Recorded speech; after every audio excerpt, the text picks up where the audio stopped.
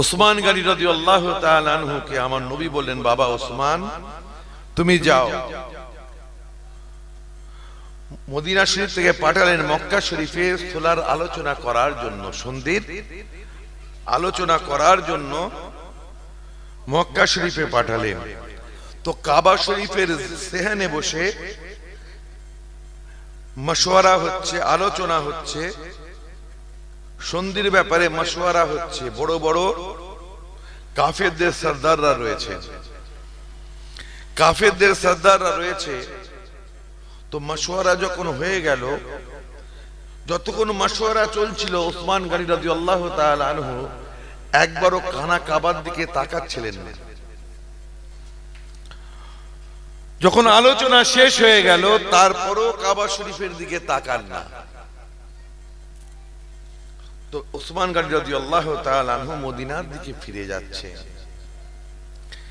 কাফেররা বলল, কাফেরদের সরদাররা বলল, ওসমান, যখন এসেই পড়েছো, একবার খানা কাবার তাওয়াফ করে যাও।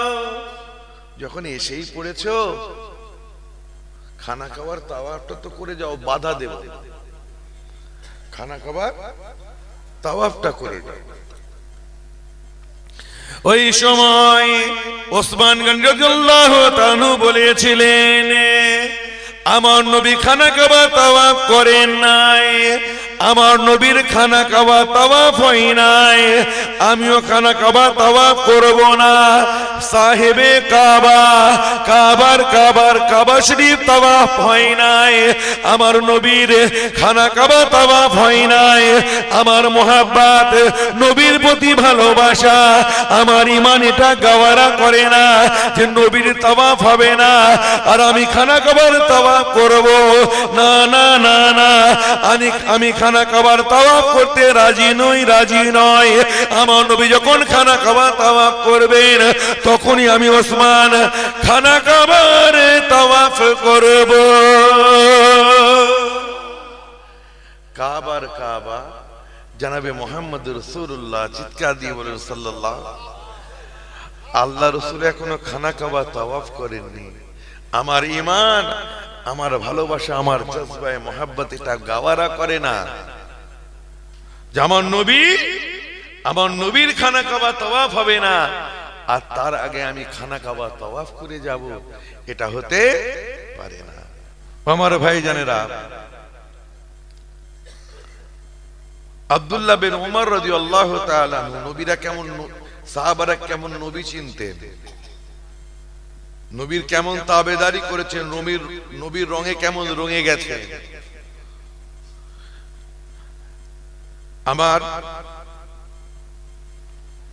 উমর, আব্দুল্লাহ বিন উমর রাদিয়াল্লাহু তাআলা আনহু মুসাফির, ওনার স্থান থেকে যেখানে গিয়েছেন মুসাফিরের মাসলা পড়েনি, অর্থাৎ 48 মাইল অতিক্রম করেননি, 48 মাইল অতিক্রম করেননি, 72 কিলোমিটার অতিক্রম করেননি। তো এক জায়গায় নামাজ পড়লেন, নবী যেখানে নামাজ পড়েছিলেন সেই জায়গায় নামাজ পড়লেন, কসর পড়লেন। কি পড়লেন? কসর, 4 রাকাত ওয়ালি নামাজ 2 রাকাত পড়লেন। তো ওনার ভক্তরা জিজ্ঞাসা করলেন, আব্দুল্লাহ বিন উমর, আপনি তো মুসাফির না,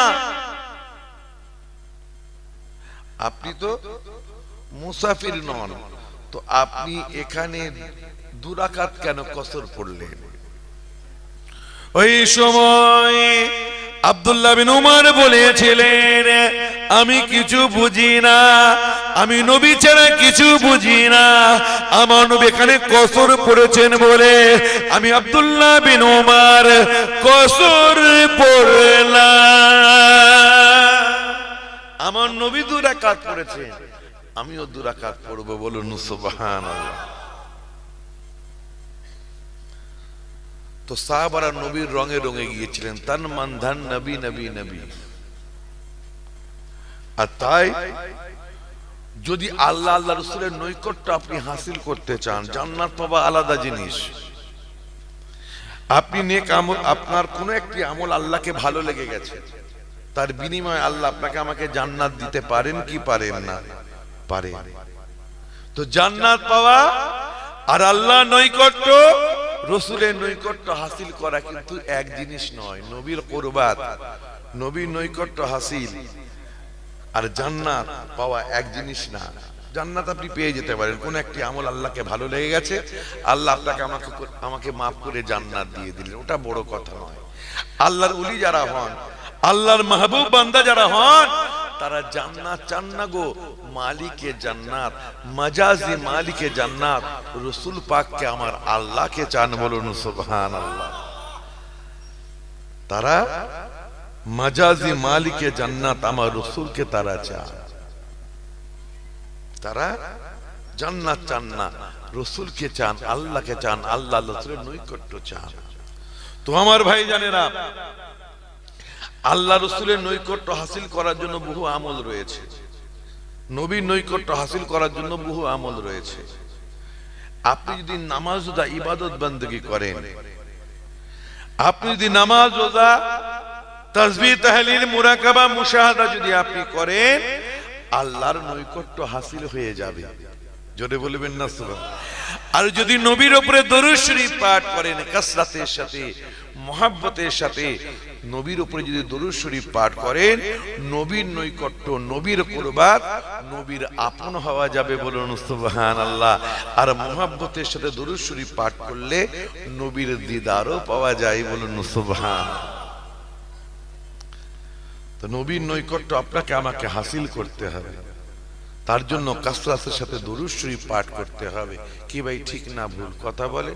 দরুদ মাহাত্ম্যপূর্ণ ইবাদত, নবী দরুদ শরীফ নবীর কাছাকাছি করে দেয়, নবীর উম্মতকে নবীর কাছাকাছি করে দেয়, বলুন সুবহানাল্লাহ।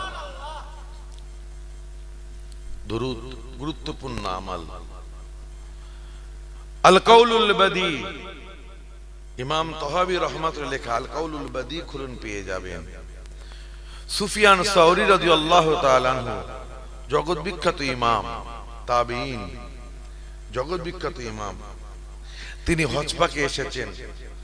হজ পাকে এসে দেখছেন একটি ছেলে সাফা মারওয়া সাই করছে, মিনা মুজদালিফা আরফা সব জায়গায় দরুদ শরীফ পাঠ করছে, প্রতিটা কদমে কদমে দরুদ শরীফ পাঠ করছে। সাফা মারওয়া সাই করছে, দরুদ শরীফ পাঠ করতে করতে, মিনা মুজদালিফা আরফা কাবা শরীফ তাওয়াফ করছে, দরুদ শরীফ পাঠ করতে। সুফিয়ান সাউরি রাদিয়াল্লাহু তাআলা আনহু ওই ছেলেটির কাছে গিয়ে বললেন, ফাকুলতু আব ইলমিন তাকুলু হাযা, ও ছেলে, তুমি যে প্রতিটা কদমে কদমে দরুদ শরীফ পাঠ করো, এর কি কোনো দলিল রয়েছে? কিসের ভিত্তিতে তুমি এত বেশি বেশি করে প্রতিটা কদমে কদমে নবীর উপরে দরুদ পাঠ করো? প্রতিটা কদমে কদমে তুমি দরুদ পাঠ করো কেন? কিসের ভিত্তিতে, কি দলিলের ভিত্তিতে তুমি এই রূপ করো? ছেলেটি বলেছিল, ক্বালা মান আনতা, আপনি কে? কুলতু আনা সুফিয়ান আস-সাউরি, সুফিয়ান সাউরি রাদিয়াল্লাহু তাআলা আনহু বলেন, আমি হলাম সুফিয়ান সাউরি। ছেলেটি বলল, আল ইরাকি, যার ইরাকে বাড়ি, সেই জগৎ বিখ্যাত ইমাম সুফিয়ান সাউরি? বলেন হ্যাঁ। বাবা, তুমি এই প্রতিটা কদমে কদমে দরুদ শরীফ কেন পাঠ করো? কি দলিলের ভিত্তিতে তুমি এইরকম করো?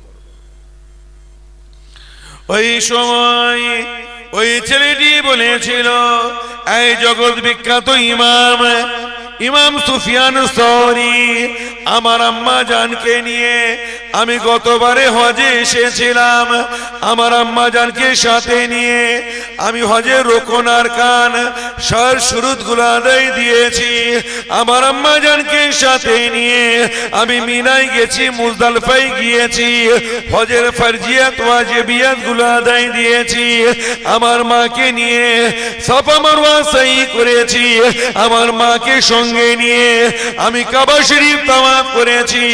আমার আম্মা জান আমাকে বললেন, ও বাবা ছেলে, আমার মনের বড় কামনা বাসনা, আমার মনের বড় ইচ্ছা, আমি একটু কাবা ঘরের মধ্যে বসে আল্লাহর ইবাদত করতে চাই। পেছন দিক থেকে জোরে হবে না সুবহানাল্লাহ। বাবা ছেলে, আমার মনের বড় ইচ্ছা আমি একটু কাবা ঘরে বসে একটু আল্লাহর ইবাদত বন্দেগী করতে চাই, আমাকে নিয়ে চলো না আল্লাহর খানা কাবার মধ্যে। হাজির আসওয়াদে সবাই চুমা দিতে পারে ভাই? পারে? পারে না। আল্লাহ যাদের তৌফিক দেন তারাই হাজির আসওয়াদে চুমা দিতে পারে, কি ভাই ঠিক না বল? আপনি চাইলেও আপনি হাজির আসওয়াদে চুমা দিতে পারবেন না, যদি আল্লাহ আপনাকে তৌফিক দেন তবেই আপনি পারবেন। তবে আল্লাহর কাছে দোয়া চাই আল্লাহ আমাদের সকলকে দিদারে কাবা, দিদারে মদিনা জিয়ারত নসিব করে দেন। যারা চান জোরে বলুন আল্লাহুম্মা আমিন। হাজির আসওয়াদে চুমা দেওয়ার তৌফিক দান করেন, বলুন আল্লাহুম্মা আমিন। তবে যদি বিয়াদবির আশঙ্কা থাকে তাহলে দরকার নেই, দূর থেকেই ইশারায় বোঝা দেবে। তো ভাই আমার, তো ছেলেটা আল্লাহর দরবারে দোয়া চাই, আল্লাহ, আয় আল্লাহ পাক রব্বুল আলামিন, আয় পরওয়ারদিগারে বেনিয়াজ, আয় আল্লাহ আমার মায়ের মনের কামনা বাসনা, আমার আম্মা জানের মনের বড় ইচ্ছা একটু কাবা ঘরের মধ্যে বসে, তোমার কাবা ঘরের মধ্যে বসে তোমার ইবাদত করতে চাই। আল্লাহ তুমি তৌফিক দাও, ক্ষমতা দাও, আল্লাহ আমাকে ক্ষমতা দাও, আমি যেন আমার আম্মা জানকে সাথে নিয়ে গিয়ে কাবা ঘরের মধ্যে বসে আল্লাহর ইবাদত করতে পারি। আল্লাহ আমার মায়ের কিসমত চমকে দিন, আমার কিসমত চমকে দিন, আমার মুকদ্দর জাগিয়ে দিন, আমার মুকদ্দর জাগিয়ে দিন। আমি যেন আমার মাকে সাথে নিয়ে গিয়ে কাবা ঘরের মধ্যে বসে আল্লাহর ইবাদত করতে পারি। ছেলেটি আল্লাহর দরবারে কেঁদে কেঁদে কেঁদে কেঁদে দোয়া চাইছে। আমরা জানি মা বাপের দোয়া কবুল, কি ভাই ঠিক না? দুনিয়ার পীর সে, হুজুর সে, ভজর সে যদি দোয়া চায় দোয়া কবুল হতেও পারে আবার নাও হতে পারে। আপনার আম্মাজানকে বড় আবেদা জাহেদা হতে হবে না, আপনার আম্মাজানকে বড় আল্লাহর মাহবুব বান্দি হতে হবে না। যেমনই হোক, বড় পাপীও যদি আপনার আমার মা হয় তবুও যদি মা দোয়া চায় দোয়া আল্লাহ কবুল করে নেবেন, বলুন সুবহানাল্লাহ। আপনার আব্বাজানকে বড় পীর সাহেব, হুজুর হযরত, বড় আলেম হতে হবে না, বড় আমলদার হতে হবে না, বড় আবেদ জাহিদ হতে হবে না, কিন্তু আপনার আব্বাজান যদি আপনার জন্য দোয়া চায়, দোয়া মুহ সে নিকলি নেহি উধর কবুল হো গই, দোয়া মুখ থেকে বার হতে দেরি আল্লাহর আরশকে পেয়ে যাবে, দোয়া কবুল হয়ে যাবে, বলুন সুবহানাল্লাহ। দাওয়াতুল ওয়ালিদ আলা ওয়ালিদিহি, পিতামাতার দোয়া সন্তানদের জন্য কবুলই কবুল। তাই ভাইদের বলবো মুক্তাসার করে, এটা আমার অনুমান নয়, যখন প্রসঙ্গ এসেছে বলে দিই। তো ভাই আমার সোনার ভাইরা, দাঁত থাকতে দাঁতের মজা টের পাওয়া যায় না। যাদের আল্লাহ মা বাপ হায়াতে রেখেছেন তাদের বলবো একটু মা বাপের খিদমত বেশি বেশি করবেন। ফুরফুরা শরীফে মিনহাজ সিদ্দিকীকে মোসাম্বি লেবু খাওয়াবার আগে হুজুর হযরত পীর সাহেব পীরজাদাদের মুসাম্বি লেবু, কমলা লেবু, আনারস, বেদানা খাওয়াবার আগে নিজের বুড়ো বাপটাকে, বুড়ি মাটাকে খাওয়াবে। যেখানে দোয়া মকবুল সেখানে একটু বেশি করে যত্ন নেবে। কথা বুঝতে পেরেছেন? নেক সালেহ ছেলে যদি হয়, ভালো ছেলে, নেককার ছেলে যদি দোয়া চায়, ওলামারা লিখছেন আল্লাহ নেক ছেলে, আল্লাহওয়ালা ছেলে দোয়াও কবুল করে। ছেলে আল্লাহর দরবারে দোয়া চাইছেন, আল্লাহ আমাকে তৌফিক দিন, আমার মাকে তৌফিক দিন, আমি যেন খানা কাবার মধ্যে আমার মাকে নিয়ে গিয়ে আল্লাহর ইবাদত বন্দেগী করতে পারি। আমার মায়ের বড় আশা, বড় শখ। আল্লাহ দোয়া কবুল করে নিলেন। ওই ছেলেটি মাকে নিয়ে টুকটুক টুকটুক করে কাবা ঘরের মধ্যে ঢুকেছেন, ভিড় ঠেলে ঠেলে ঠেলে ঠেলে কাবা ঘরের মধ্যে যখন ঢুকেছেন, ঢোকা মাত্র আচানক দেখা গেল মায়ের সাদা চেহারাটা কালো হয়ে গেল, সাদা মুখটা কালো সিয়া হয়ে গেল, মুখটা কালো সিয়া হয়ে গেল, গোটা শরীর কালো হয়ে গেল, গোটা শরীর মুতাভাররাম হয়ে গেল, শরীর কালো হয়ে গেছে। আচ্ছা না, ছেলেটা ভয় পেয়ে গিয়েছে, আল্লাহ এ কি হলো, আমার মায়ের দ্বারাই কোনো বিয়াদবি হলো নাকি, আমার মা কি এই হুদুদে হারামে কোনো বিয়াদবি করলেন নাকি? ছেলেটা ঝরঝর করে কাঁদতে কাঁদতে আল্লাহর দরবারে ইস্তেগফার করছে, আয় আল্লাহ পাক রব্বুল আলামিন, আয় পরওয়ারদিগারে বেনিয়াজ, আয় আল্লাহ আমার মায়ের দ্বারা যদি কোনো বিয়াদবি হয়ে গিয়ে থাকে, আয় আল্লাহ হুদুদে হারামে আমার আম্মা জান যদি কোনো বিয়াদবি করে থাকেন, আল্লাহ আপনি ক্ষমা করে দিন, মাফ করে দিন, আল্লাহ আমার আম্মাকে ক্ষমা করে দিন, আল্লাহ আমার দ্বারাও যদি কোনো গুনাহ হয়ে গিয়ে থাকে, এই হারাম শরীফে যদি আমার দ্বারায় কোনো বিয়াদবি হয়ে থাকে, আল্লাহ আমাকে আপনি ক্ষমা করে দিন। ঝরঝর করে কাঁদছে আর আল্লাহর দরবারে মাগফিরাত চাইছে, ইস্তেগফার করছে, আল্লাহ আমার মায়ের দ্বারা কোনো বিয়াদবি হয়ে থাকলে আল্লাহ আপনি আমার মাকে মাফ করে দেন, আমার দ্বারাই যদি এই হারাম শরীফে কোনো বিয়াদবি হয়ে থাকে আল্লাহ আমাকে মাফ করে দেন। ঝরঝর করে কাঁদছে কাবা শরীফে, কাবা ঘরের মধ্যে বসে। আল্লাহর খানা কাবায় বিয়াদবি হলে ক্ষতির আশঙ্কা আছে না নেই? কথা বলে, রাসূলের রওজা মুবারকে গিয়ে বিয়াদবি হলে ক্ষতির আশঙ্কা আছে না নেই? আছে, আমল বরবাদ হয়ে যাবে। আনতাহাবাত আমালুকুম ওয়া আনতুম লা তাশউরুন। আম্মা জান আয়েশা সিদ্দিকা রাদিয়াল্লাহু তাআলা আনহা বলেছেন, রাসূলের মাজারে গিয়ে জোরে নিঃশ্বাস নেওয়াটাও বিয়াদবি, খবরদার জোরে শ্বাস নেবে না, ওটাও বিয়াদবি। তো ছেলেটা আল্লাহর দরবারে কেঁদে কেঁদে দোয়া চাইছেন, আল্লাহ আমার মাকে মাফ করে দেন, ক্ষমা করে দেন। হারামে কাবা শরীফে বিয়াদবি করা যাবে? করা যাবে না। আফগানিস্তানের আল্লাহর ওলি মনে পড়ে গেল, আফগানিস্তানের আল্লাহর ওলি, মস্ত বড় আল্লাহর ওলি, তারা 7-8 বছরের বাচ্চা ছেলেটা হাতটা ধরে হারাম শরীফে পা রেখেছে। রাখা মাত্র ওই আফগানিস্তানের বাচ্চা ছেলেটা আল্লাহর খানা কাবা দেখার সাথে সাথে খুশি হয়ে গিয়ে, আনন্দিত হয়ে গিয়ে মুখটা ফুলিয়ে, বুকটা ফুলিয়ে আব্বা জানকে বলে, আব্বা জান, ও আমার আব্বা জান, আল্লাহর খানা কাবা কি এত বড় হয়? খোদার ঘর কি এত বড় হয়? সাত জমিনে নিচে থেকে নিয়ে আল্লাহর আরশ পর্যন্ত কাবাই দেখতে পাচ্ছি। আব্বা জান, আল্লাহর খানা কাবা কি এত বড় হয়? পরের দিন আফগানিস্তানের আল্লাহর বাচ্চা ছেলেটা হাত ধরে আল্লাহর যখন আবার হারাম শরীফে পা রেখেছেন, বাচ্চা ছেলেটি মুখটা কাঁচু মাচু করে কান্না কান্না গলায়, কাঁদো কাঁদো গলায় আব্বা জানকে বলল, আব্বা জান, আব্বা জান, খোদার ঘর কি এত ছোট হয়?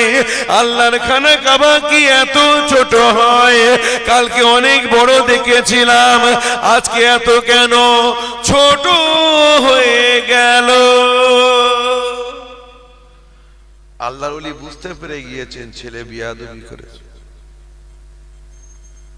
কোনো না কোনো বিয়াদবি এখানে হয়েছে। তাওয়াফ করতে করতে ছেলেকে তাওয়াফ শেষে বাইরে ডেকে বোঝায়, ছেলে সত্যি করে বলো, তুমি এখানে এসে এই হুদুদে হারামাইনে এসে তুমি কোনো হারাম শরীফে এসে কোনো বিয়াদবি করেছো? ছেলেটি বলেছিল, আব্বা জান, কালকে যখন আপনি খেজুরের দোকান থেকে খেজুর কিনছিলেন, আমি খেজুরের দোকানদারের চোখের আড়ালে একটা খেজুর তুলে আমি খেয়ে ফেলেছি না বলে। ছেলেটার হাত ধরে আল্লাহর ওলি চলেছেন ওই খেজুরের দোকানদারের কাছে। দোকানদারের কাছে গিয়ে বলছেন, ভাই দোকানদার, আমি যখন আপনার দোকান থেকে খেজুর কিনছিলাম, আমার ছেলেটি না বলে আপনার খেজুরের টুকরি থেকে খেজুরের টুকরি থেকে একটা না বলে খেজুর তুলে খেয়ে নিয়েছে। আমার ছেলে এইরূপ অন্যায় করেছে। দোকানদার বলছে, এক বাচ্চা ছেলে একটা খেজুর তুলে খেয়েছে তো কি হয়েছে? আপনি না বললে তো আমি জানতেই পারতাম না। দোকানদার কে আল্লাহর ওলি বলছেন, কত দাম দিতে হবে বলে? বলছে, বাচ্চা ছেলে একটা খেজুর খেয়েছে তার জন্য দাম দিতে হবে? তখন আল্লাহর ওলি বলছেন, তাহলে আপনি বলুন, হয় দাম নেন, না হলে বলুন আমি আপনার ছেলেকে আল্লাহর রাস্তায় মাফ করে দিয়েছি। তো দোকানদার বলছে, আপনি যদি না বলতেন আমি তো জানতেই পারতাম না। ঠিক আছে, আমি আল্লাহর রাস্তায় আপনার ছেলেকে মাফ করে দিলাম, ক্ষমা করে দিলাম। পরের দিন আফগানিস্তানে আল্লাহর ওলি তার বাচ্চা ছেলের হাতটা, 7-8 বছরের ছেলে হাতটা ধরে আবারও হারাম শরীফে পা রেখেছে। রাখা মাত্রই আবার ছেলেটি খুশি হয়ে গিয়ে, বুক ফুলিয়ে আনন্দিত হয়ে গিয়ে আব্বা জানকে বলে, আব্বা জান, ও আমার আব্বা জান, খোদার ঘর কি এত বড় হয়? আল্লাহর খানা কাবা কি এত বড় হয়? সাতবক জমিনের নিচে থেকে নিয়ে আল্লাহর আরশ পর্যন্ত কাবাই দেখতে পাচ্ছি। আর একটু জোরে। কালকে ছোট দেখেছিলাম, আজকে আবারও বড় হয়ে গিয়েছে। বলুন সুবহান। তাহলে বিয়াদবি করলে ক্ষতি আছে তো ভাই? ছেলেটি আল্লাহর দরবারে কান্নাকাটি করে মাগফিরাত চাই, ইস্তেগফার করছে, আল্লাহ আমার মায়ের দ্বারা যদি কোনো বিয়াদবি হয়ে থাকে, আমার মাকে আপনি ক্ষমা করে দেন, মাফ করে দেন। কি অবস্থা! আমার মায়ের গোটা শরীর ফুলে গেল, মুতাবাররাম হয়ে গেছে, গোটা শরীর কালো সিয়া হয়ে গেছে। আল্লাহ আমার মাকে মাফ করে দেন, ক্ষমা করে দেন। ছেলেটি ঝরঝর করে কাঁদতে থাকে, এত কান্না কাঁদে, চোখের পানিতে সিনাটা ভিজে যায়। এমন সময় ছেলেটি দেখতে পেল একটা নুরানি চেহারাওয়ালা মানুষ, চেহারা দিয়ে নূর বার হচ্ছে। ওই নুরানি চেহারাওয়ালা আল্লাহর বান্দাটা কাবা ঘরের মধ্যে ঢুকলেন। আল্লাহর ঘরে ঢোকার সাথে সাথে ওই নুরানি চেহারাওয়ালা মানুষের চেহারা নূরেতে ওই খানা কাবা আল্লাহর ঘরটা আলোয় আলোকিত হয়ে গেল। ওই নুরানি ব্যক্তির চেহারা নূরেতে গোটা কাবা ঘরটা আলোয় আলোকিত হয়ে গেল। বলুন সুবহানাল্লাহ। ওই নুরানি চেহারাওয়ালা মানুষটি আমার আম্মার চেহারা দিকে ইশারা করে হাতটা লম্বা করে বললেন, ফাবিয়াদ্দা। বলার সাথে সাথে আমার আম্মা যারের কালো চেহারাটা সাদা হয়ে গেল।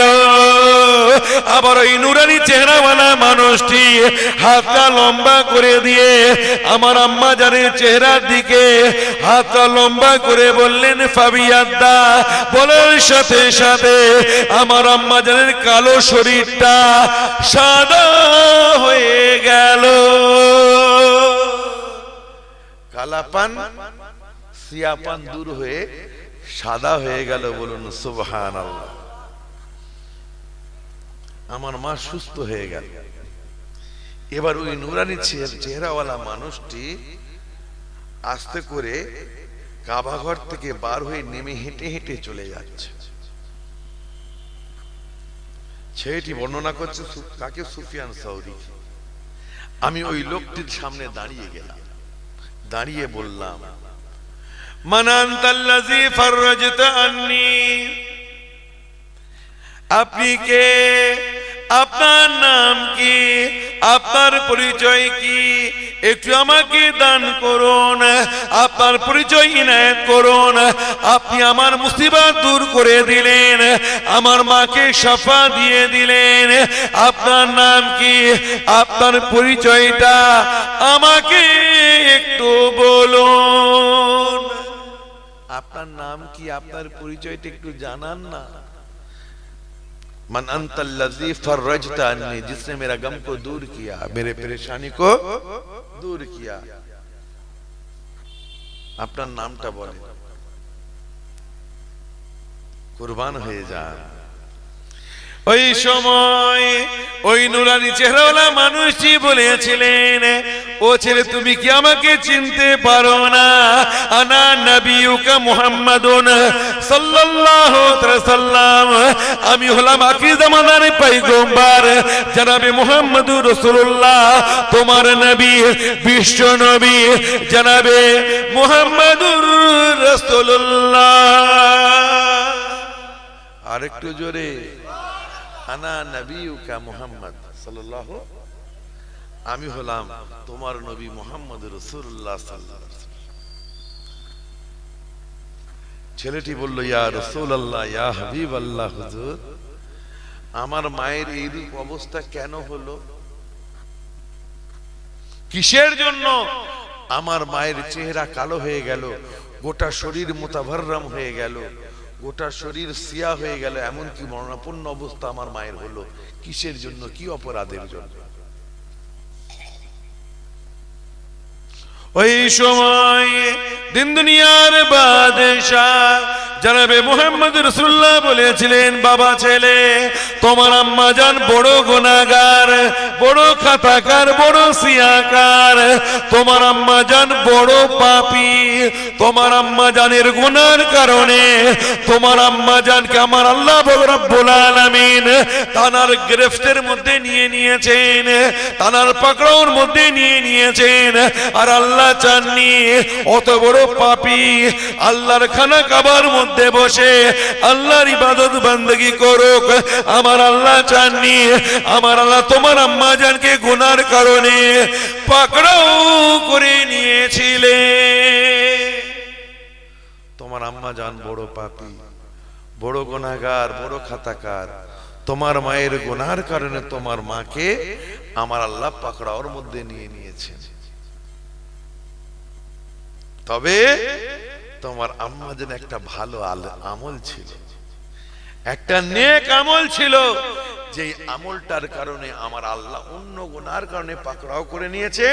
আর আমি নবী মুহাম্মদ রাসূলুল্লাহ, চিৎকার দিয়ে বলেন সাল্লাল্লাহু, আমি নবী ওই নেক আমলটার কারণে আমি তোমার মাকে ওই নেক আমলের বদলা সিলা দিয়ে দিলাম। বলুন সুবহানাল্লাহ। তোমার মাকে সেহতিয়াব করে দিলাম। আল্লাহ পাকড়াও করেছে অন্য গুনার কারণে, একটি ভালো আমল ছিল, সেই আমলের বদলা হিসেবে আমি নবী তোমার মা কি আল্লাহর পাকড়াও থেকে ছাড়িয়ে দিলাম। ইয়া রাসূলুল্লাহ, ইয়া হাবিবাল্লাহ, নেক আমলটা কি ছিল আমার মায়ের? আমার আল্লাহ আমার মায়ের উপরে এত রেগে আছেন, এত রেগে গেছেন। আমার মাকে আল্লাহ দুনিয়াতে শাস্তি দিচ্ছিলেন, তো কি এমন ভালো আমলটা আছে যার কারণে আপনি আমার মাকে শাফা দিলেন, আল্লাহর হুকুমে মুসিবত দূর করে দিলেন? সেই ভালো আমলটা কি? ওই সময় দিন দুনিয়ার বাদশাহ জনাবে মুহাম্মদুর রাসূলুল্লাহ, আমাদের আকা জনাবে মুহাম্মদুর রাসূলুল্লাহ বলেছিলেন, বাবা ছেলে, তোমার আম্মা জানের ভালো আমল ছিল এটাই, তোমার আম্মা জান প্রতিটা কদমে কদমে আমি নবী আমার উপরে দরুদ পাঠ করেতে হামালা কাসরাতের সাথে, বেশি বেশি, প্রতিটা কদমে কদমে আমার উপরে তোমার মা মোহাব্বতে দরুদ পাঠ করতেন। বলুন সুবহানাল্লাহ। একটা কদম আগে ফেলতেন না যতক্ষণ না পর্যন্ত আমার উপরে দরুদ শরীফ না পাঠ করতেন। বলুন সুবহানাল্লাহ। আল্লাহ পাক রব্বুল আলামিন অন্য গুনার কারণে তোমার আম্মা জানকে পাকড়াও করে নিয়েছিলেন, আর আমি নবী মুহাম্মদ রাসূলুল্লাহ আমার প্রতি মুহাব্বতের সাথে দরুদ পাঠ করার জন্য আমি রাসূলুল্লাহ তোমার আম্মা জানকে আমি ওই পাকড়াও থেকে আল্লাহর পাকড়াও থেকে দরুদের শিলা হিসাবে দরুদের শিলা দিলাম তোমার আম্মা জানকে দরুদের উসিলায় তোমার আম্মা জানকে আমি শাফা দিয়ে দিলাম। বলুন সুবহানাল্লাহ। আল্লাহর পাকড় থেকে আল্লাহর হুকুমে আমি ছাড়িয়ে নিলাম। তাহলে দরুদ কত গুরুত্বপূর্ণ আমল।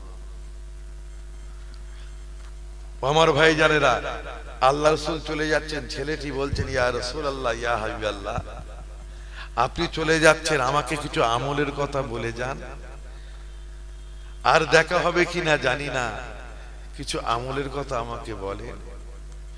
ওই সময় আল্লাহ সুলতান দুনিয়ার বাদশাহ জনাবে মুহাম্মদ রাসূলুল্লাহ বলেছিলেন, আল্লাহ আল্লাহ নবী বলেন, বাবা ছেলে তুমি প্রতিটা কদমে কদমে আমি নবী আমার উপরে দরুদ শরীফ পাঠ করবে, একটা কদম আগে বাড়াবে না যতক্ষণ না পর্যন্ত আমার উপরে দরুদ শরীফ না পাঠ করত।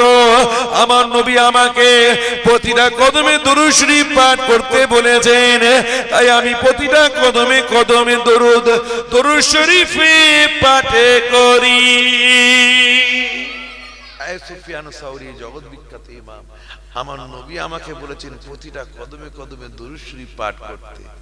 আমার আম্মা জান দরুদ শরীফ পাঠ করতেন বলে আমার আম্মা জানকে আল্লাহ শিলা দিয়েছেন, দরুদের শিলা আমার নবীর মারফতে, নবীর দ্বারায়। তো আমার নবীও আমাকে বলেছেন প্রতিটা কদমে কদমে দরুদ শরীফ পাঠ করতে। তাই এই হজ পাকে এসে আমি প্রতিটা কদমে কদমে দরুদ শরীফ পাঠ করছি। বলুন সুবহানাল্লাহ। তো দরুদ শরীফ महत्वपूर्ण ইবাদত।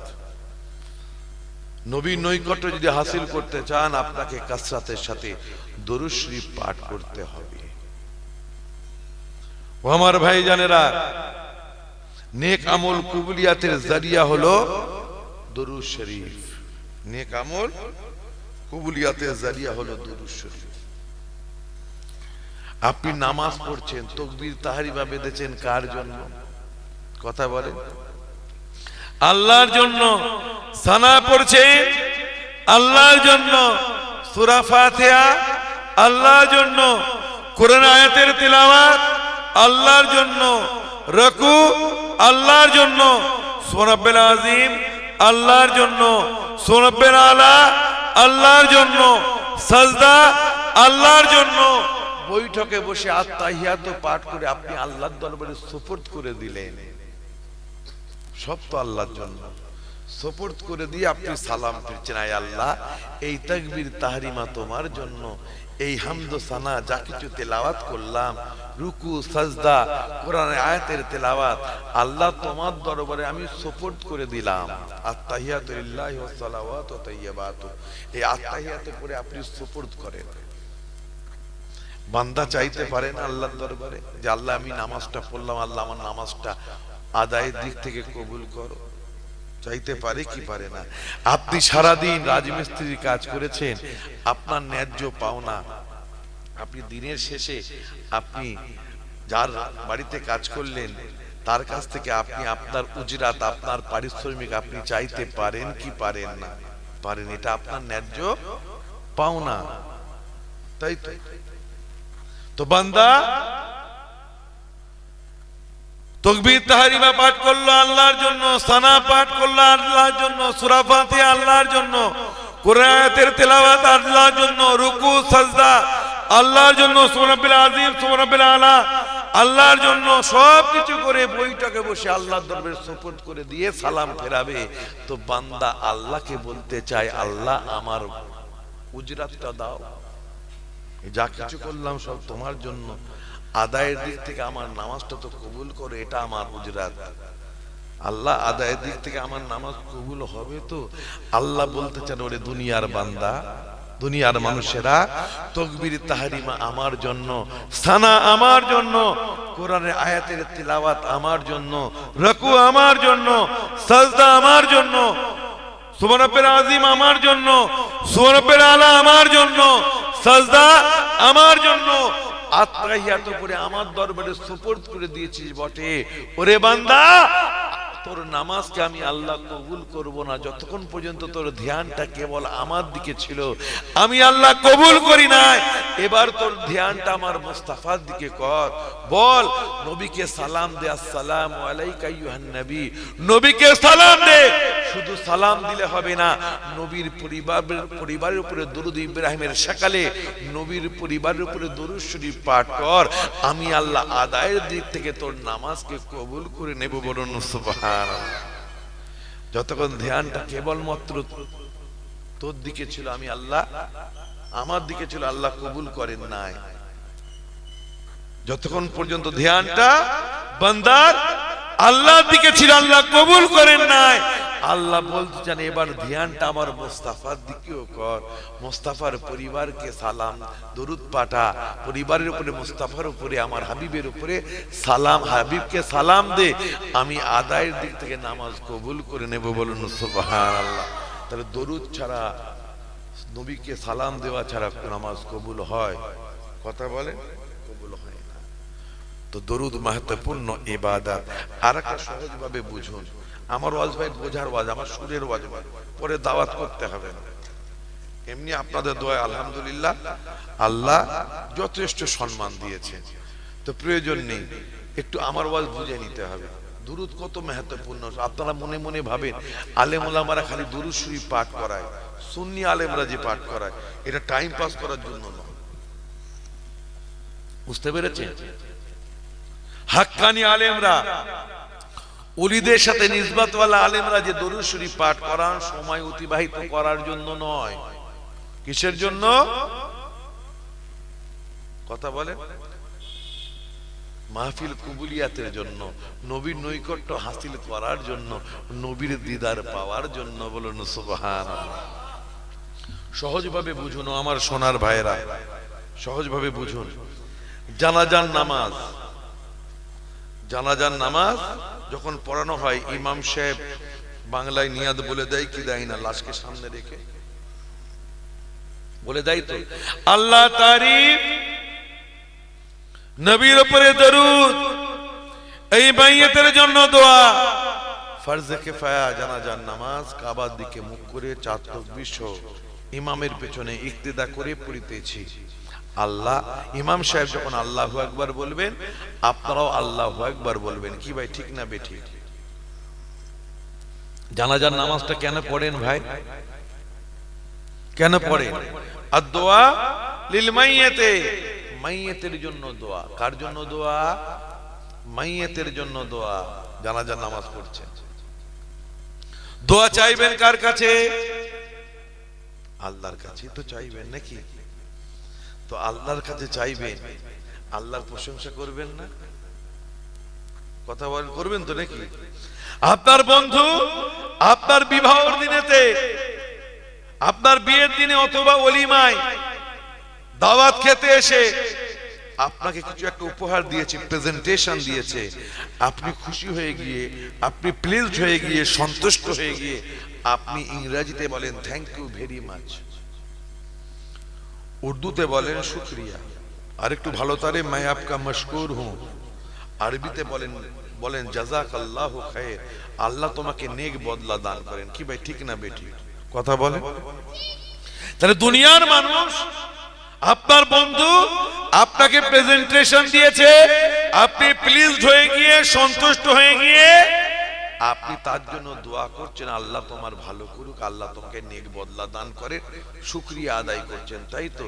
তো যে আল্লাহ পাক রব্বুল আলামিন আপনার আমার বুড়ো বাপ, বুড়ি মা, চাচা চাচি, নানা নানি, দাদা দাদি, ময়মুরব্বী, আত্মীয় স্বজন, যে লাশ সামনে শুয়ে রয়েছে, আমাদেরই আপনজন, প্রিয়জন, যে আল্লাহই তো নাজাত দেবেন। কি ভাই, ঠিক না ভুল? আল্লাহই তো মাফ করবেন। তো যে আল্লাহ মাফ করবেন, সেই আল্লাহর দরবারে আপনি হামদ ও সানা করবেন না? আল্লাহর দরবারে শুকরিয়া আদায় করবেন না? বান্দা বলে আল্লাহ আমি শুকরিয়া আদায় করব। তো মাইয়িতের জন্য দোয়া হচ্ছে, আপনি দোয়া চাইবেন, জানাজার নামাজ পড়বেন, আল্লাহই নাজাত দেবেন, আল্লাহই আপনার আব্বা আম্মা ময়মুরব্বী, আপনার আব্বা আম্মা ময়মুরব্বীকে জাহান্নাম থেকে নাজাত দেবেন। তাই আপনি আল্লাহর শুকরিয়া আদায় করছেন। আল্লাহ বলছে বান্দা শুকরিয়া আদায় করবি না, আমি তো তোর বাপ মাকে নানা নানিকে নাজাত দেব। বান্দা বলে শুকরিয়া আদায় করব তো, তাই তো আপনি আমি পড়ি সুবহানাকা আল্লাহুম্মা ওয়া বিহামদিকা ওয়া তাবারাকা ইসমুকা ওয়া জাল্লা সানাউকা ওয়া লা ইলাহা গায়রুকা। এবার তো পড়া উচিত ছিল হাইয়ানা ওয়া মাইয়াতানা ওয়া শাহিদানা, পড়েন না? ওয়া শাহিদানা পড়েন তো। এই দোয়ার সারমর্মটা বলি।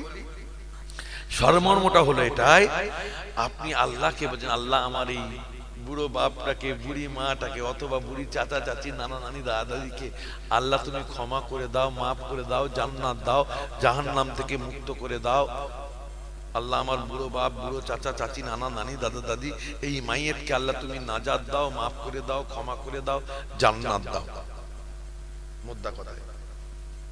যদি এই দোয়া মুখস্থ না থাকে বসে আছে আল্লামা হুজুর, আল্লামা হিন্দ বড় মাওলানা সাহেব, আল্লামা রুহুল আমিন সাহেব রহমাতুল্লাহ আলাইহি, তিনি তানার নামাজ শিক্ষার মধ্যে লিখেছেন, ছোটবেলায় আমি পড়েছি, সম্ভবত দোম অথবা সোমে পড়েছি। নামাজ শিক্ষার মধ্যে আছে একটা দোয়া, আল্লাহুম্মা গফির লানা ওয়া লিওয়ালিদিনা ওয়া লাহু ওয়ালিল মুমিনিনা ওয়াল মুমিনাত। যদি ওই হাইয়ানা মাইয়াতেরা দোয়া মুখস্থ না থাকে এটা পড়বেন। তাহলে আপনি দোয়া চাইছেন, তাই তো? তো আপনি দোয়া চাইবেন, দুরুদে ইব্রাহিমের তো প্রয়োজন এখানে ছিল না। কথা ভালো তারে বুঝবেন। আল্লাহর কাছে দোয়া চাইবে, আল্লাহর প্রশংসা করলেন, সানা করলেন, আপনার ময়মুরবি, আপনার ময়মুরবির জন্য দোয়া চাইবো, নাজাতের দোয়া আল্লাহর কাছেই তো চাইবো। এবার চাওয়া শুরু করছি।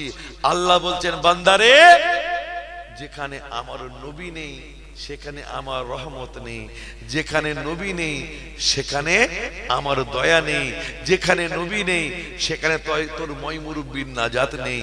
আমার নবীকে ঢোকা, নবীকে বাদ দিলি কেন? নবীর পরিবারকে ঢোকা।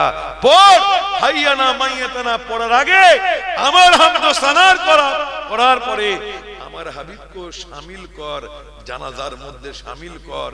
পড় দরুদ ইব্রাহিম পাঠ কর, নবীর পরিবারের উপরে দরুদ পাঠ করে তোর বুড়ো বাপ, বুড়ি মা, চাচা চাচি, নানা নানি, দাদা দাদির জন্য দোয়া চা। আমি আল্লাহ আমার হাবিবের সাদকায়, আমার হাবিবের ওসিলায়, হাবিবের দরুদের ওসিলায় তোর বুড়ো বাপ, বুড়ি মা, চাচা চাচি, নানা নানি, দাদা দাদিকে আমি আল্লাহ নাজাত দিয়ে দেব। বলুন সুবহানাল্লাহ। তাহলে দরুদ কত महत्वपूर्ण ইবাদত দেখুন। নামাজও দরকার দরুদ, নবী ছাড়া নামাজ কবুল হয় না, নবীকে সালাম দিতে হবে। ও আমার ভাই জানা, জানাজার নামাজের প্রয়োজন ছিল না, কিন্তু আল্লাহ বলছেন নবী না ঢোকালে, নবী না থাকলে আমি সেখানে নেই, যেখানে নবী সেখানে আমার আল্লাহ রয়েছেন। বলুন সুবহানাল্লাহ। যেখানেই আমার আল্লাহর নাম রয়েছে, আল্লাহ যেখানেই রয়েছে সেখানে আমার নবীর রিসালাত রয়েছে। যেখানেই উলুহিয়াতের জিকির হবে সেখানেই রিসালাতের জিকির হবে, যেখানেই আল্লাহর ওয়াহদানিয়তের জিকির হবে সেখানে আমার নবীর নবুয়তের জিকির হবে। কি ভাই ঠিক না ভুল কথা বলে? তাই তো এত নবী নবী করি। তো ভাই আমার আরেকবার মহব্বতের সাথে একটু দরুদ পাঠ করে, হৃদয় নিংড়ানোর প্রেম ভালোবাসা দিয়ে, ভক্তি শ্রদ্ধার সাথে আল্লাহুম্মা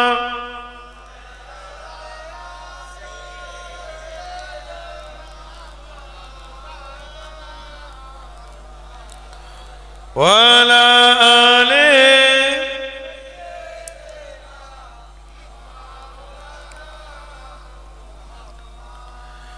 मेरी उल्फत मदीने से यूं ही नहीं, मेरे आका का रोजा मदीने में है। मैं मदीने की जानिब ना कैसे खींचूं मेरा दीन, और दुनिया मदीने में है। अल्लाहुम्मा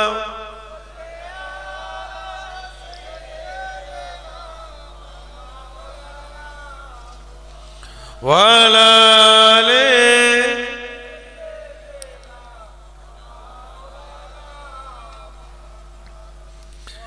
अर्श आज़म से बड़ी जिसकी शान है, रोज़ाए मुस्तफा जिसकी पहचान है। जिसका हम पल्ला कोई मोहल्ला नहीं, एक ऐसा मोहल्ला मदीने में है। अल्लाह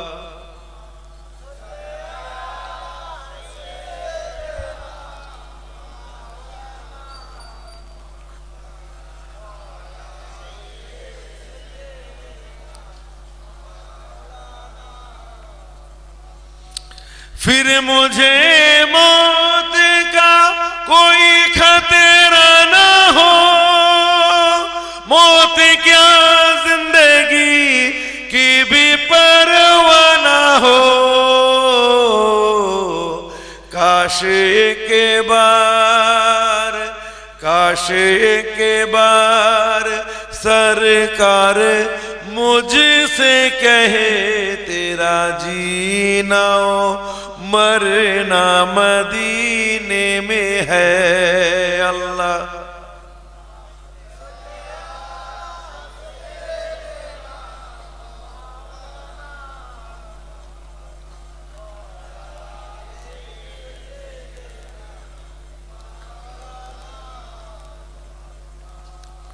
আমার ভাই জানেরা, আমি আগেই বলেছি দরুদ শরীফ পাঠ করলে নবীর নৈকট্য হাসিল হয়, নবীর কুরবাত হাসিল হয়, নবীর কাছাকাছি থাকা যায়।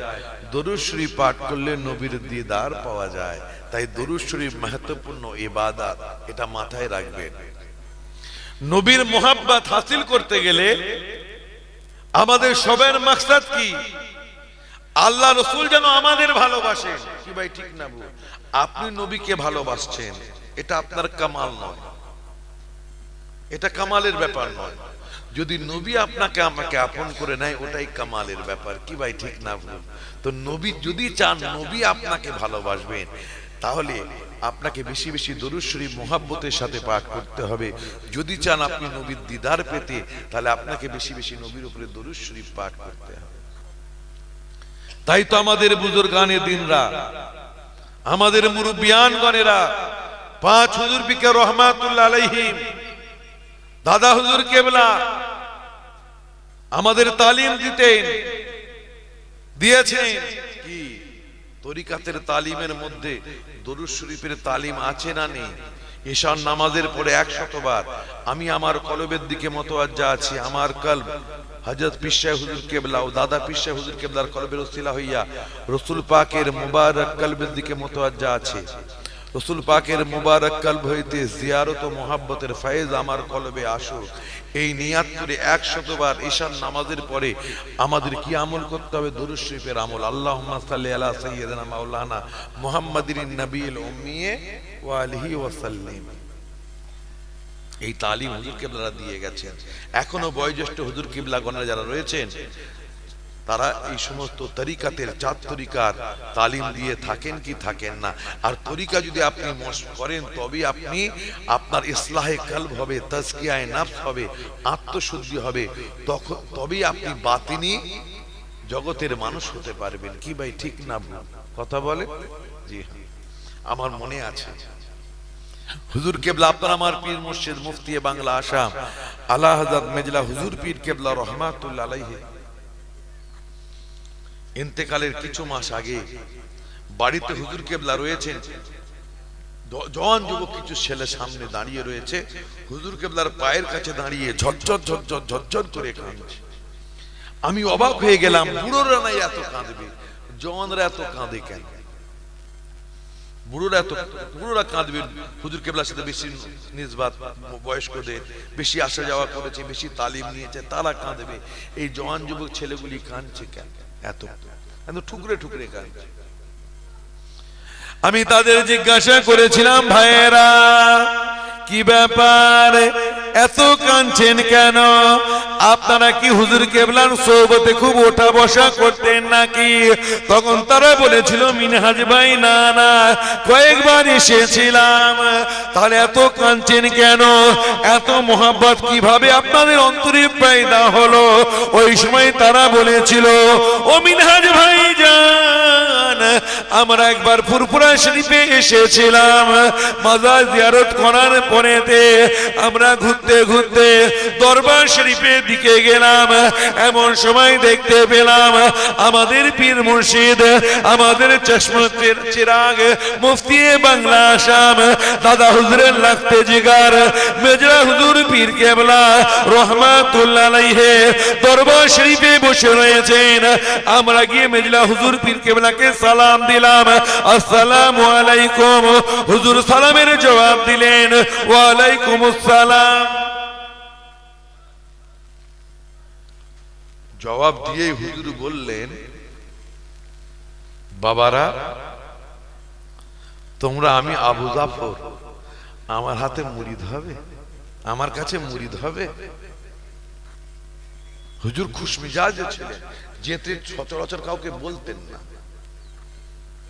দাদাকে তো কিছু বছর পেয়েছি, 42 বছর বয়স হয়ে গেল, যেচে বলতেন না বাবা মুরিদ হবে, মুরিদ হবে বলতেন। যার পিয়াস লাগবে সে কলের কাছে ছুটে যাবে, কি ভাই ঠিক না? তো হুজুর খুশমিজাজ ছিলেন, বললেন বাবা মুরিদ হবে। আমরা একটু ঘাবড়ে গেলাম, অল্প বয়স, তাহলে আর আড্ডাবাজি হবে না। যদি বলি মুরিদ হব, হুজুরের কথা শুনতে হবে, তাহলে আর সিনেমা দেখা হবে না, গান বাজনা শোনা হবে না, তারপরে নামাজ পড়তেই হবে, রোজা রাখতেই হবে, ক্যারাম খেলা যাবে না, জুয়া খেলা যাবে না, বিড়ি খাওয়া যাবে না, সিগারেট খাওয়া যাবে না, ক্যারাম খেলা যাবে না, এসব সব মাথায় চিন্তা আছে। তাহলে যে ঘুরে বেড়া, একটু যে মেলায় টেলায় যায়, একটু জওয়ান বয়স, একটু হই হই করি, সব গেল। চিন্তা করছি, হুজুর কিবলা যেচে বললেন, জামানার মুজাদ্দিদের আওলাদ যেচে বলছেন বাবা মুরিদ হবে, তোমরা বাবারা মুরিদ হবে, না বলে দেবো? আরে হয়ে তো যায়, আমল করি আর না করি, পরে আমাদের পরবর্তী জেনারেশনের ছেলেদের বলতে পারো, জানিস আমি মেজো হুজুরের হাতে মুরিদ, মুফতি বাংলা আসাম আলা হাজার মেজলা হুজুর পীর কেবলার হাতে বায়াত হয়েছি, জামানার মুজাদ্দিদের কলিজার টুকরোর বায়াত আমি, এটা বলতে পারবো। যেমন আমার মুরব্বী চাচারা গর্বের সাথে বলেন, আমি ছোট দাদা জান হুজুর পীর কেবলা, আমি ছোট হুজুর কেবলার মুরিদ, আমি নয়া হুজুর কেবলার মুরিদ, আমি মেজলা হুজুর কেবলার মুরিদ, গর্বের সাথে বলেন। কি ভাই ঠিক না? বলেন কেনই বা গর্বের সাথে বলবেন না?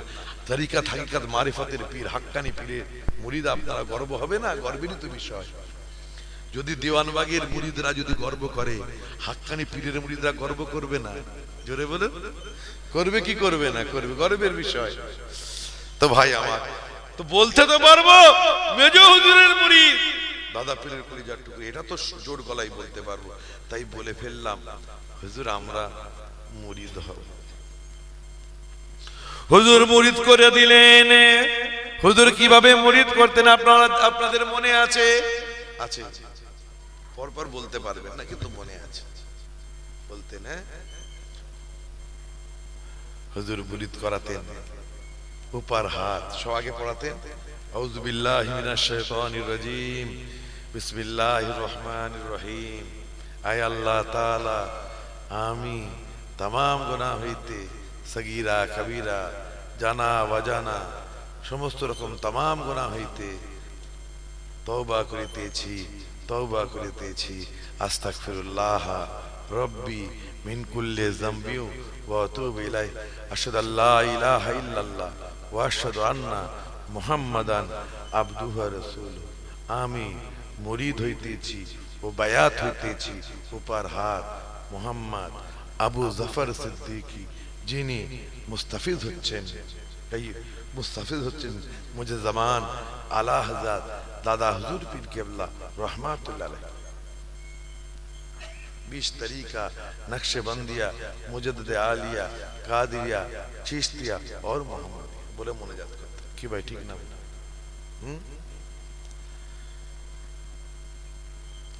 तो मुरीद करिए दिलेन। मुरीद करिए देवार परेই হুজুর কেবলা এবার আমাদের বলছে, এই বাবারা মুরিদ হলে আমল করবে তো? বুকটা আরো ধরাস করে উঠল। যেটা ভয় পেয়ে পাগড়ি ধরবো কি ধরবো না করছিলাম, তারপরে হুজুর কেবল আবার ডিজে বলছিল এই মুরিদ হলে পীরের কথা শুনবে না বাবা, মুরিদ হলে পীরের কথা শুনবে না, পীর ধরেছ পীরের কথা তো শুনতে হবে। আমরা আমতা আমতা করে বললাম হুজুর শুনবো।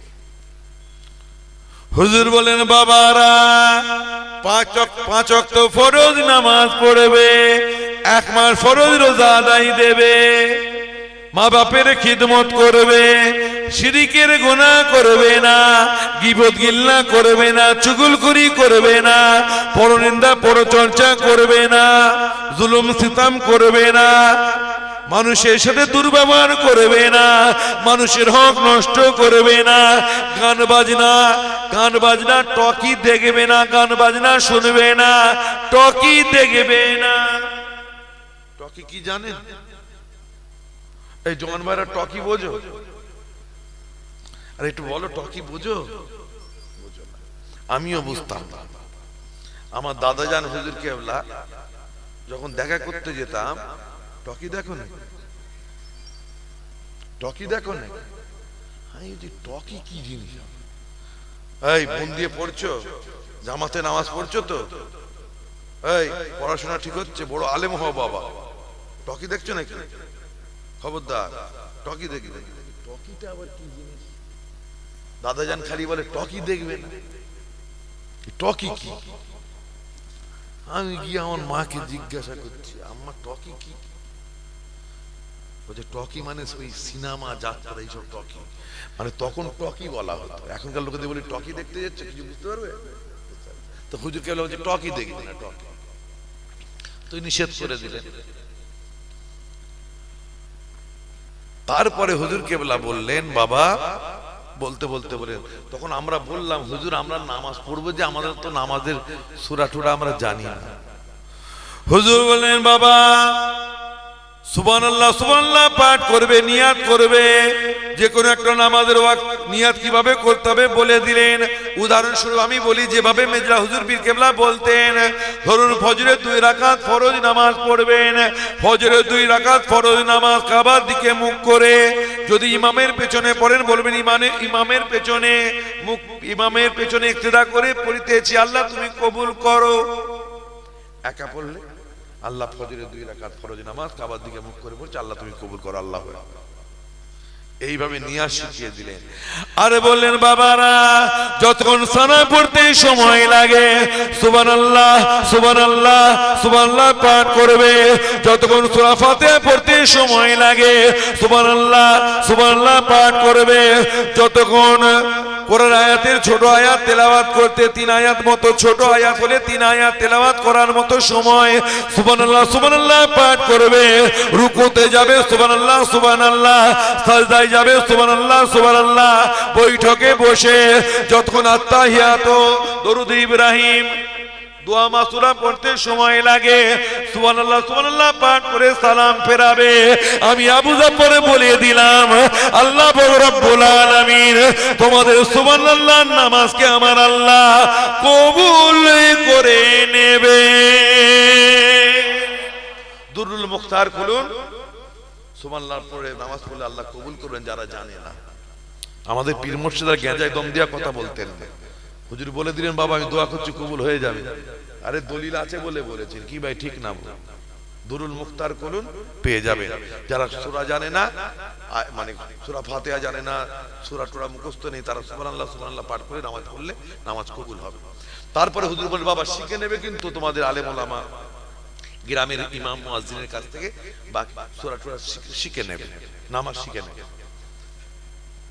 তারপরে হুজুর কেবলা বলেন বাবা বেশি আমল বলবো না, তোমরা ছোট ছেলে পারবে না, পড়াশোনা করছো, তবে ওই এশার নামাজের পরে একটু দুরূদ শরীফের আমল করবে। আমার কাছে ওজিফার বই রয়েছে, নিয়ে যাও। যেটা আমি নিয়াত বলে দিলাম। আমি আমার কলবের দিকে মুতাওয়াজ্জা আছি। আমার কালু হাজার পীর সাহেব হুজুর কেবলা ও দাদা পীর সাহেব হুজুর কেবলা কলবের ওসিলা হইয়া আল্লাহ রসুল পাকের মুবারক কলবের দিকে মুতাওয়াজ্জা আছে। রসুল পাকের মুবারক কলব হইতে জিয়ারত ও মুহাব্বতের ফয়েজ আমার কলবে আসুক, এই বলে আল্লাহুম্মা সাল্লি আলা সাইয়্যিদিনা মাওলানা মুহাম্মাদিন নবিয়্যিল উম্মি ওয়া আলিহি ওয়া সাল্লাম 100 বার পাঠ করবে। হুজুর বলে দিলেন, ঝরঝর করে কাঁদছে। আর হুজুর তাদের বলে দিলেন, যদি কিছু মালুম হয়, যদি কিছু কাইফিয়াত হয়, যদি কিছু হালাত হয়, আমাকে বলবে বাবা, অন্য কাউকে যেন বলো না। আমাকে বলবে, অন্য কাউকে বলবে না, আমাকে বলবে। যদি কিছু মালুম হয়, যদি কিছু হালাত হয়। তো হুজুর কেবলা তারা বলছে, হুজুর কেবলার শরীর অসুস্থ। হুজুর কেবলা বলেছিলেন কিছু মালুম হলে আমাদের বলবে। তো হুজুর কেবলার তো শরীর অসুস্থ, কি আর বলবো, আর হয়তো বলা হবে না, মনের কথা মনেই থেকে যাবে। সঙ্গে সঙ্গে আমি চেপে ধরলাম, ভাই কি মালুম হয়েছে বল। বলছে না, বলা যাবে না, হুজুর কেবলার নিষেধ আছে। আমি বলছি বলো না, অসুবিধা নেই। না হুজুর বিয়াদবি হবে, হুজুর কেবলার নিষেধ, পীরের সাথে ওয়াদা খেলাফি হবে। পীর বলেছেন আমার সামনে বলে, আমাকে বলবে, আর কাউকে বলবে না। যদি কিছু মানে মালুম হয়, কিছু যদি হালাত হয়, আমাকে বলবে। তো আমি জোর করে বলতে চাইছে না। আমি তখন বললাম, ভাই আমার দাদা হয়, যা হবে আমি বুঝে নেব, বলো তো দেখি যা হবে বলো। জোর করে ধরেছি। তখন তারা বলেছিল, মিনহাজ ভাইজান, কে বলে 10 দিন, কে বলে 20 দিন, কে বলে 30 দিন, কে বলে 40 দিন। ও মিনহাজ ভাইজান, হুজুর কেবলা যেভাবে বলেছিলেন আমরা নামাজ পড়েছি, মা বাপের খিদমত করেছি, বাপ যতটুকু আল্লাহ তৌফিক দিয়েছেন আমল করেছি। হুজুর কেবলা যেভাবে বলেছিলেন চলার চেষ্টা করেছি। গীবত গিল্লা ছেড়ে দিয়েছি, চুগলখড়ি ছেড়ে দিয়েছি, সিনেমা গান বাজনা দেখা শোনা ছেড়ে দিয়েছি। হুজুর যেমনটি বলেছিলেন তেমনি চলেছি। কে বলে 10 দিন, কে বলে 20 দিন, কে বলে 40 দিন। হুজুর কেবলা দরুদ শরীফের আমল করতে বলেছিলেন। 100 বার ইশার নামাজের পরে দরুদ শরীফের আমল করেছি। কে বলে 10 দিন, কে বলে 30 দিন, কে বলে 40 দিন। আমাদের সাথে আল্লাহ রাসূলের দিদার হয়ে গিয়েছে। আর একটু জোরে। দরুদ শরীফ পাঠ করলে নবীর দিদার পাওয়া যায়, নবীর নৈকট্য হাসিল হয়। ও আমার ভাই জানেরা, আমার দাদা পীরের পীর ও মুর্শিদের নাম জানে? নাম কি? কথা বলে। সুফি ফাতে আলী ওয়াইসি রহমাতুল্লাহ আলাইহি রসুল নুমা পীর। রসুল নুমা পীর সেই ফাতে আলী ওয়াইসি হুজুর সদা সর্বদা হামা ওয়াক নবীর উপরে দরুদ শরীফ পাঠ করতেন। নবীর দিওয়ানা, নবীর ইশকে ফানা, নবীর মুহাব্বতে দিওয়ানে ওয়াইসি এত মোটা ফার্সিতে কবিতা লিখেছেন। সেই ভাষা, সেই কবিতার ডেপথনেস, মানে ডেপথনেস এত, আপনি তাজ্জুব হয়ে যাবেন। কি আন্দাজ, কি কালামে, কি কালাম, কি আন্দাজে বয়ান, অবাক হয়ে যাবে। নবীর ভালোবাসার বহির্প্রকাশ কবিতার মাধ্যমে করেছে। কত ভালোবাসা, কত মহাব্বত, বেতাহাশা মহাব্বত না থাকলে ওই রকম লেখা যায় না গো। দিওয়ানে বাইসি পড়বে। তো ভাই আমার, দরুদ শরীফ কাসরাতের সাথে পাঠ করতেন। তো নবীর দিদার, যখন নবীর দিদার পেয়ে গেলেন, বলুন সুবহানাল্লাহ। নবীর দিদার পেয়েছেন, আল্লাহ রাসূলকে দেখে ঝরঝর করে ফাতে আলী ওয়াইসি হুজুর কাঁদছে। আল্লাহ রাসূল বলছেন, এ ফাতে আলী কি চাও?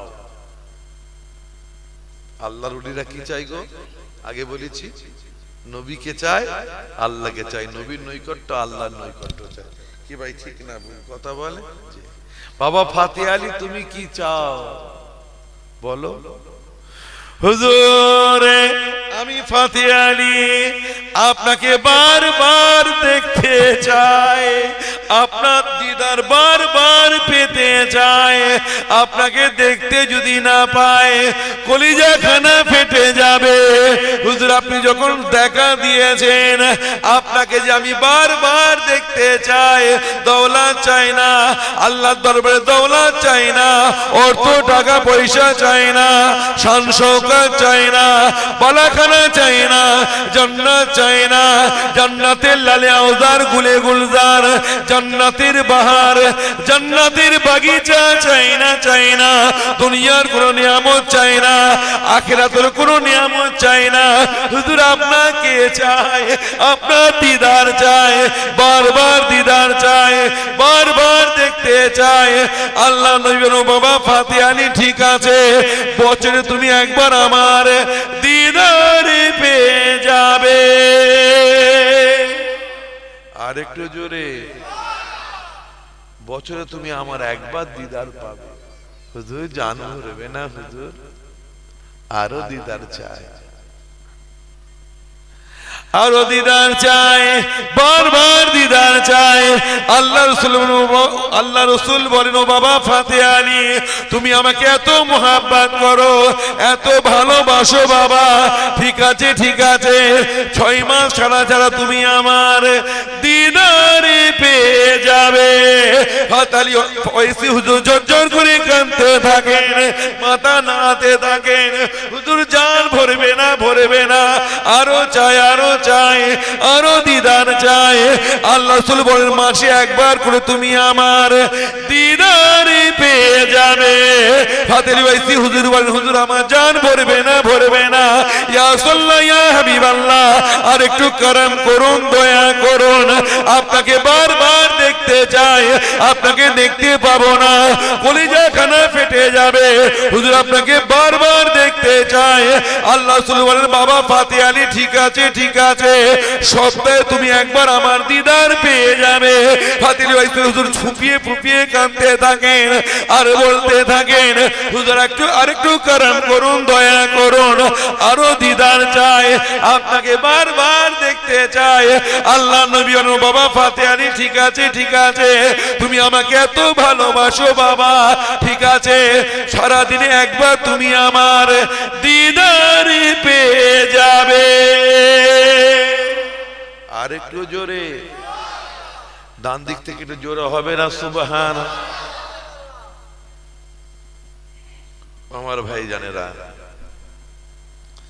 ফাতে আলী ওয়াইসি হুজুর আর কোনো কথা বলছেন না, মাথা নত করে, মাথাটা হেঁট করে রেখেছেন, চোখ দিয়ে টপ টপ করে পানি ঝরছে।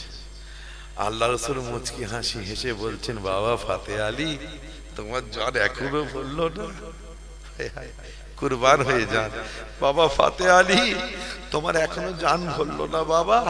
এত ভালোবাসো, এত মোহাব্বত করো। মাথা তুলছেন না, বলতে যে লজ্জা লাগে, আর কত চাই, মাথা তুলছেন না।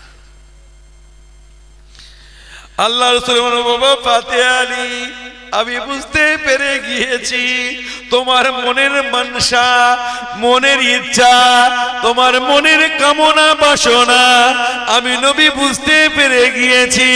তোমার এখনো জান ভরে নাই, প্রাণ ভরে নাই, ঠিক আছে ঠিক আছে, তুমি আমাকে এত মোহাব্বত করো, এত ভালোবাসো, ঠিক আছে ফাতে আলী, যখনই তুমি আমাকে ইয়া রাসূলুল্লাহ আসসালাতু ওয়াসসালামু আলাইকা, ইয়া নবী আল্লাহ আসসালাতু ওয়াসসালামু আলাইকা, ইয়া নবী আল্লাহ আসসালামু আলাইকা, ইয়া রাসূলুল্লাহ, যখনই তুমি আমাকে ইয়া রাসূলুল্লাহ বলে ডাক দেবে, আমি নবী তোমার সামনে হাজির হয়ে যাব।